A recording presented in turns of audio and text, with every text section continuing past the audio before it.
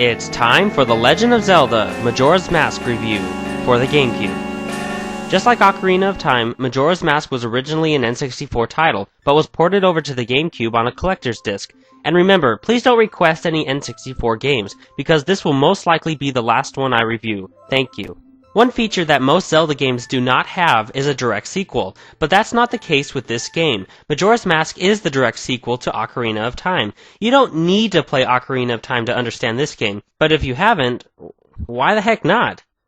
Anyway, the story is about how Link has left Hyrule with his horse Epona into a dense forest. As the scene plays through, a Skull Kid wearing a strange mask and two fairies kidnap Epona. When Link catches up with them, the Skull Kid turns him into a Deku Scrub. While in this form, Link ends up in Clocktown. After a while of playing, Link will eventually revert back to his normal self with the help of the Happy Mask salesman. When Link turns back into a Hylian, the spirit of the Deku Scrub is put into a mask, which he gets to keep. When he puts it on, he can turn back into a Deku Scrub, but this time he can take it off at any time to revert back to his normal self.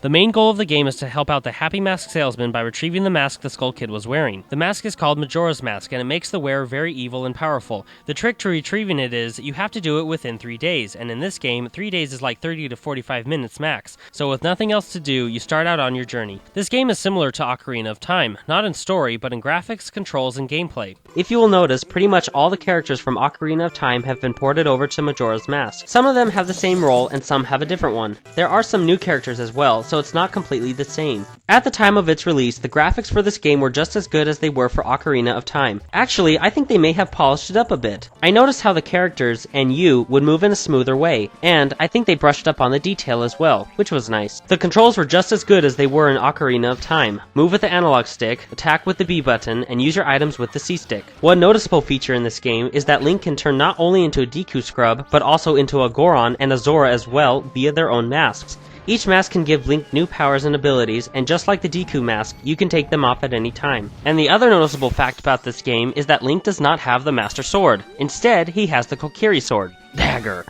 But there is a place to get it upgraded to the Razor Sword, and even further than that is the Gilded Sword. I highly recommend you obtain this sword. It is very powerful and it has a longer reach, so you will have a much easier time killing off the more advanced enemies with it. Since you only have 3 game days to complete the whole game, you will have to play a special song called the Song of Time to revert back to the beginning. When you do this, the whole game will be set back to the beginning, the characters, the bosses, and the scenarios. Don't worry, you don't have to complete the dungeons over and over. Once you complete a dungeon, it will be saved, but the boss fight won't, so in some circumstances, you will have to fight the bosses a couple times. Also, when you go back in time, all of your minor items will be gone. Your Deku Nuts, arrows, bombs, all of your collectible items, and even your rupees will be gone. Fortunately, there is a bank in which you can save your rupees, which is very helpful. Make sure you save them before you play the Song of Time. Trust me, I learned it the hard way. In my opinion, unlike Ocarina of Time, there are loads of side quests, and most of them are obtaining some new kind of mask for your collection. Each mask has a unique ability used for something in the game, and acquiring all of them is no easy task. Some of them use the 3-day cycle of the game for you to get them. It's not just like do this one little 5-minute event to get the mask. Oh no, it takes patience, logical thinking, and a good memory to obtain them. The boss fights were once again amazing, and they weren't too easy either, just like in Ocarina.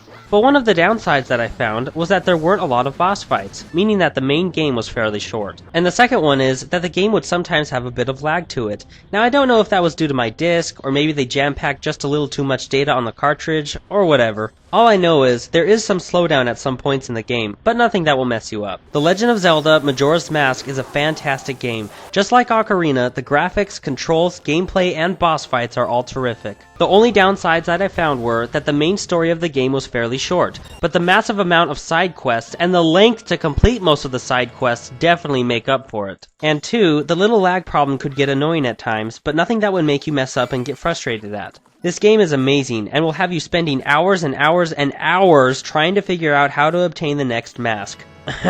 That is, without a walkthrough. As you should know, if you've watched my other Zelda reviews, you will probably know what score I will give this game. Yep, that's right, this game gets a 4.5 out of 5 with the title of Epic.